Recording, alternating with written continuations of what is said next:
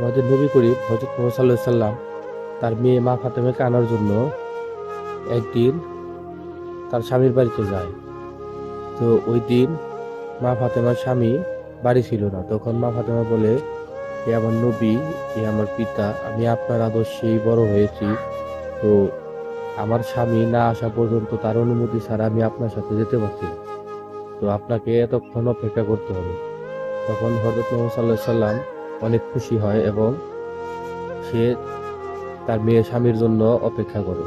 যখন স্বামী তার অনুমতি দেয় তখন হযরত মুহাম্মদ সাল্লাল্লাহু আলাইহি সাল্লামের সাথে মা ফাতেমা যাওয়ার জন্য রওনা দেয়। তো আর এখনকার যুগের বউরা তার স্বামীকে কোথায় যাবে সেটা তো অনুমতি দেওয়ার কথা, উল্টা জিজ্ঞেস করলে ঝাড়ি খেতে হয়, কথা শুনতে হয়। এটা হচ্ছে প্রকৃতির নিয়ম।